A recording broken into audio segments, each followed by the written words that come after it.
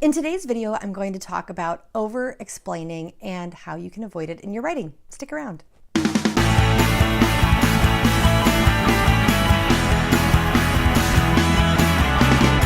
Welcome to Amy Pease Writes. I'm Amy. This channel is all about taking you along for the ride as I write my book, Northwoods. It's a mystery thriller set in northern Wisconsin, and you can read excerpts of it on my website, amypeasewrites.com. And I'll also be bringing you book reviews and writing advice videos just like this one, so consider subscribing. The worst thing you can do is tell your audience something they already know.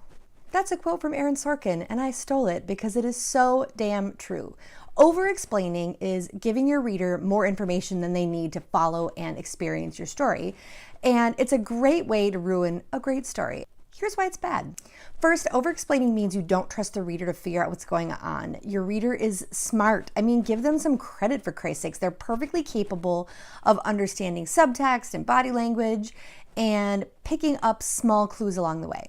Next, over-explaining puts too much focus on you, the author. When you explain things, you're intruding into the story. We want to experience things through the character. That's how we bond with them and how we care what happens to them.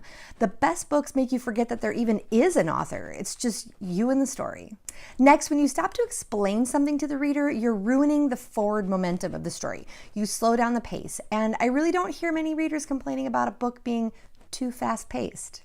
Over-explaining also takes away so much opportunity for tension and suspense. Building tension and suspense, in other words, building up the worry and anticipation, take time. And the worry and anticipation is the fun part. If you just dump everything on the reader up front, you ruin the fun. And finally, over-explaining doesn't give the readers a good reason to keep reading. Why turn the page to find out why a character did something or said something if the author already laid everything out for you? Here's what you can do to avoid over-explaining.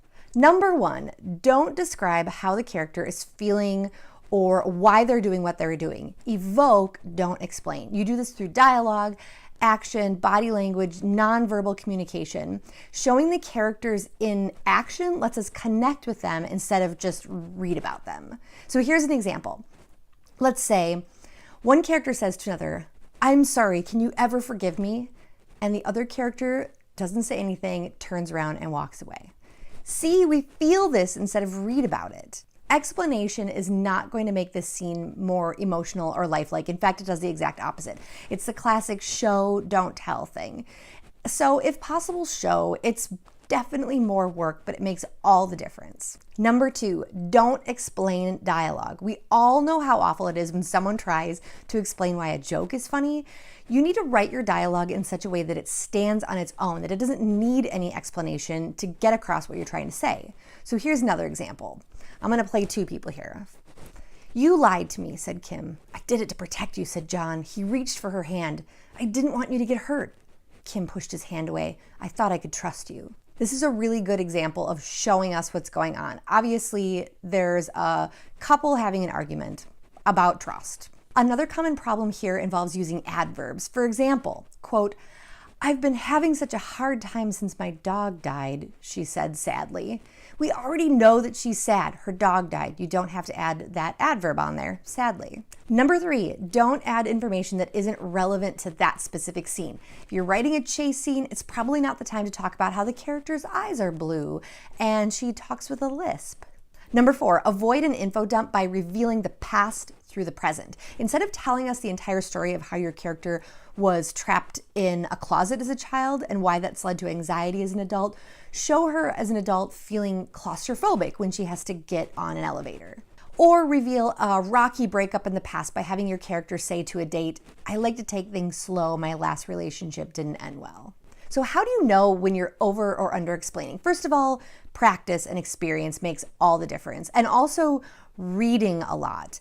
You can, I think as a reader, see what I'm talking about in other people's work. It's just difficult to see it in your own work. So when you begin to edit your work, keep an eye out for redundancy. Go through line by line, literally line by line, and ask yourself if those words need to be there. If you're saying the same thing twice, get rid of the extra words. Then when you've got a polished draft, get yourself some beta readers. Beta readers are people who will read your draft and give you feedback on it, and ask them to point out places that were confusing or could have used more information. This is easier and way less annoying for them than wading through tons of information. So err on the side of under-explaining. I hope this is helpful. Leave me a comment below. Let me know what you thought, and don't forget to subscribe. I'll see you next time.